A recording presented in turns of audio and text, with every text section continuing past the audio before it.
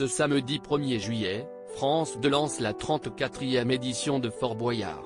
Et pour ce premier épisode, CIST une équipe de haut vol qui s'est mesurée au Perfora. Robert Pires, champion du monde de football, a brillamment réussi une épreuve, employant une technique saluée par Olivier Mine. Ce samedi 1er juillet, CIST le grand retour de Fort Boyard sur France 2. Une 34e édition toujours présentée par Olivier Mine, mais avec une nouveauté de taille, les cadeaux empoisonnés. De quoi s'agit-il?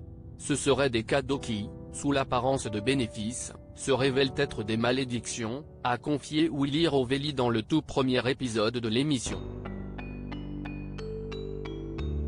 Pour ce lancement, la production a fait appel à une équipe de champions composée de Nathalie Péchala, danseuse sur glace et capitaine.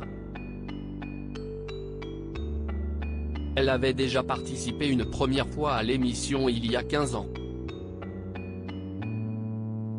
Les téléspectateurs retrouvent aussi Robert Pires, champion du monde de football, Frédéric Bousquet, champion de natation, Johan Huget, joueur de rugby, Anne Silla, ex-candidate de The Voice et Paul de Saint-Cernin, qui officie chaque samedi dans Quelle époque?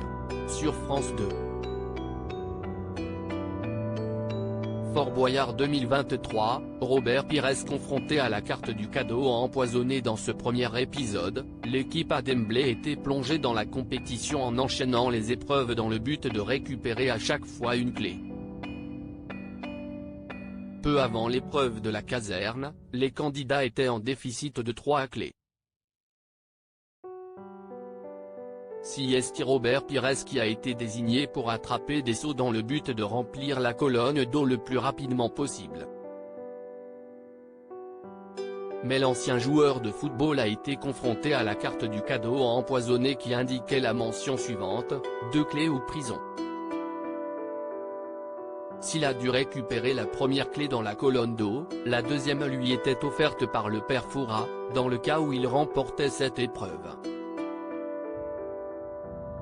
Fort Boyard, la prouesse de Robert Pires sur l'épreuve de la caserne. Dès les premières minutes de l'épreuve, Robert Pires s'est senti à l'aise sur le tapis roulant. Et pour mettre toutes les chances de son côté, l'ancien sportif a opté pour une technique inédite dans l'histoire du jeu. En effet, il ne s'est pas saisi d'un, mais de 2 sauts à chacun de ses passages vers la colonne d'eau. Une méthode saluée par Olivier Mine. La technique des 2 sauts est pas mal quand même, a-t-il commenté. En se saisissant à chaque fois de 2 sauts, Robert Pires a réussi cette épreuve haut la main, récupérant la clé dans un temps imparti. Très belle prestation, lui a lancé le présentateur à sa sortie de la caserne.